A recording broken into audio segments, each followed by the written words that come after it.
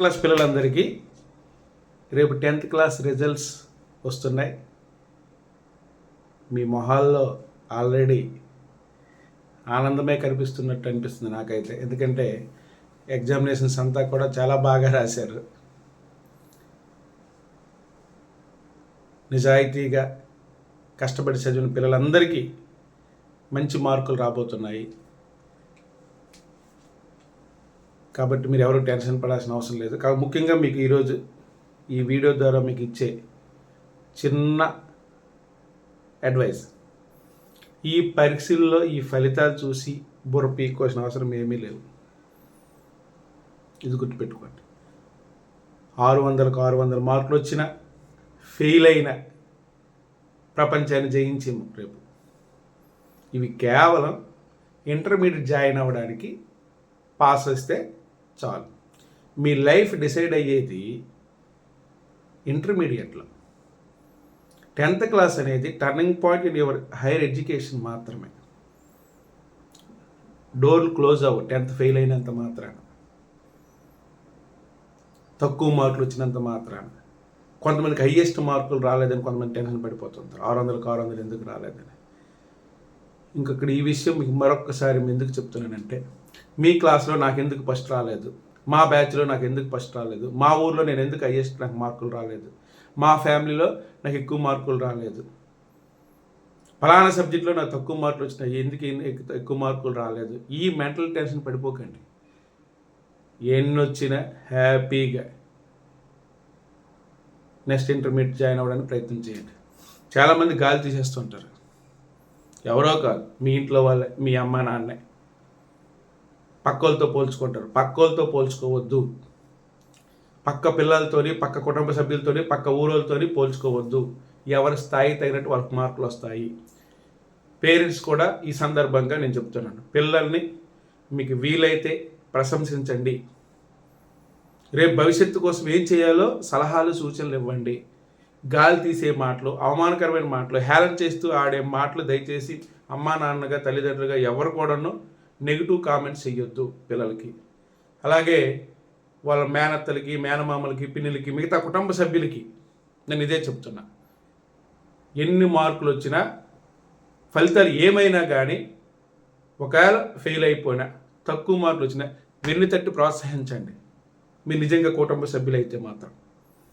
అలాగే మీ ఫ్రెండ్స్కి కూడా చెప్తున్నా, అందరూ ఫ్రెండ్స్ అయిపోరు. కష్టం వచ్చినప్పుడు నిలబడే దమ్ముండేవాడే ఆడు ఫ్రెండ్. నిన్ను హేళన చేస్తూ, నిన్ను డీగ్రేడ్ చేస్తూ, ఊరిన్నే తక్కువ మార్కులు వచ్చినాయిరా, వాడితో పోతే వీడితో పోల్చుకుంటూ, వాడికి ఇన్ని వచ్చి వీడికి ఇన్ని వచ్చి అంటారే, అలాంటి వాళ్ళ మాటలు వినొద్దు. వాళ్ళు నీ మేలు కోరేవారు కాదు. కాబట్టి అది మర్చిపోండి. అలాగే మీ ఫ్రెండ్స్కి కూడా నేను చెప్తున్నా, మీ ఫ్రెండ్ ఫెయిల్ అయినా లేదా తక్కువ మార్కులు వచ్చినా వీలైతే వెన్ను తట్టి ప్రోత్సహించండి. నేనున్నానురా అన్న ఫీల్ కల్పించండి. అంతేగాని నెగిటివ్ మాట్లాడొద్దు, విమర్శలు చేయొద్దు. ఇది ఫ్రెండ్స్కి ఇచ్చే సలహా సూచన. అలాగే ముఖ్యంగా మీ పీర్ గ్రూప్స్, అంటే మీ క్లాస్లో ఉన్నటువంటి 10th క్లాస్ మిగతా వాళ్ళతో మీరు పోల్చుకోవద్దమ్మా.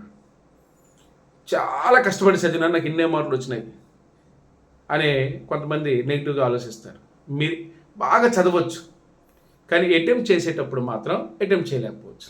అంటే పేపర్ ప్రజెంటేషన్ మీకు రాలేదనుకోవచ్చు. కాబట్టి దాన్ని మీరు నెగిటివ్గా తీసుకోవాల్సిన అవసరం మనకు లేదు. తక్కువ మార్కులు వచ్చినాయి కదా.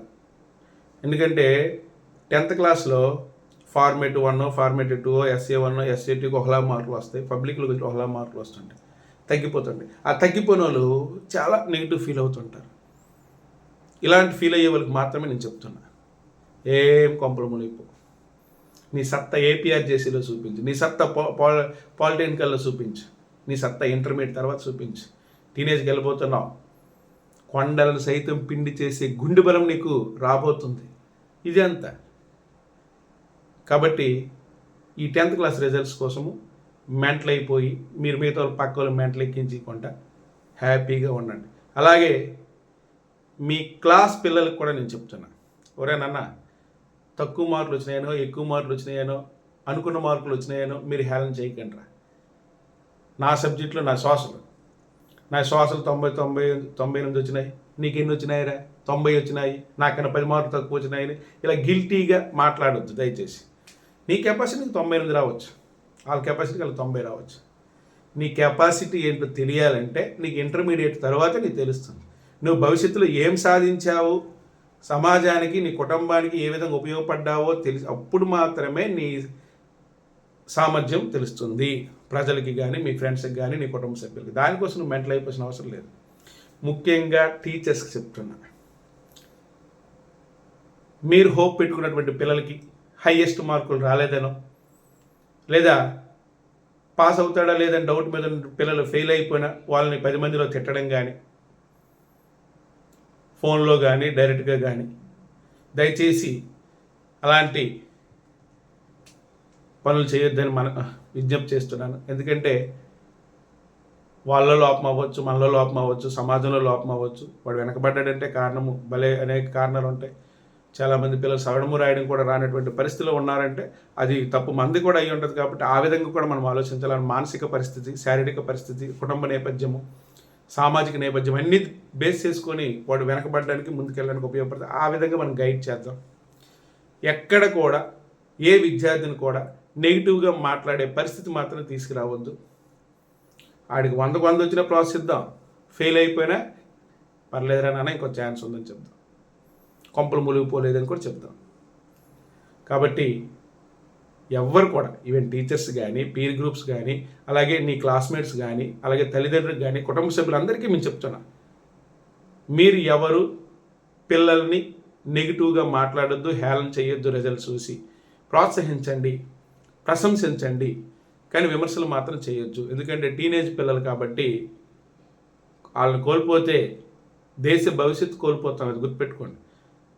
ఈరోజు 10th ఫెయిల్ అయ్యానని చెప్పేసి చాలామంది, ఇంటర్మీడియట్ ఫెయిల్ అయ్యానని చెప్పేసి చాలామంది మనం చూస్తున్నాం, ఆత్మహత్యలు చూస్తున్నాం. వాళ్ళకి లేనిది గుండె ధైర్యం, బతకాలన్నటువంటి కసి లేదు, ఆత్మవిశ్వాసం లేదు, వాళ్ళకి నమ్మకం లేదు. అలాంటి పిరికి పనులు దేశానికి ఉంటేటి పోతేటి. కానీ అలా ఉండొద్దు. అంటే ఎటువంటి రాంగ్ స్టెప్ తీసుకోకూడదని ఈ వీడియో ద్వారా విజ్ఞప్తి చేస్తున్నాను. గెలిస్తే ఆ గెలుపును కొనసాగించు, ఓడిపోతే నేను ఎందుకు ఓడిపోయానో, నేను గెలిచే వరకు నిలబడతానని చెప్పేసి మరింత పరిగెత్తు, కష్టపడు, పనిచేయి, చదువు, నీకు బోల్డ్ అవకాశాలు వస్తాయి. నీ బంగారు భవిష్యత్తుకి ఎటు చూసిన అవకాశాలే. అటు వ్యాపార రంగంలోన, సినీ రంగంలోన, ఇతర కళారంగాల్లోన, అలాగే సివిల్ సర్వీస్ క్లర్క్ నుంచి కలెక్టర్ వరకు అవ్వచ్చు, పొలిటికల్ లీడర్ అవ్వచ్చు, నువ్వు ఏదైనా అవ్వచ్చురా నాన్న. దానికోసం ఈ 10th క్లాస్ రిజల్ట్ ఒక్కటే కాన్సెప్ట్ కాకూడదు. కాబట్టి ఎవరు అధైర్యపడొద్దు. మీకు ఆత్మవిశ్వాసం ఉండాలి, మీ గుండెలో ధైర్యం ఉండాలి. నేను దేనైనా ఫేస్ చేయగలను, ఇది ఎంత అన్న ఫీల్ మీకు ఉన్నట్టయితే ఖచ్చితంగా నా మాట గౌరవిస్తారు. దయచేసి మరొకసారి చెప్తున్నాను, పిల్లలారా, మీరు అధైర్యపడకండి. ఎవరో ఏమన్నారని చెప్పేసి లేనిపోయిన ఆలోచన తీసుకురాకండి.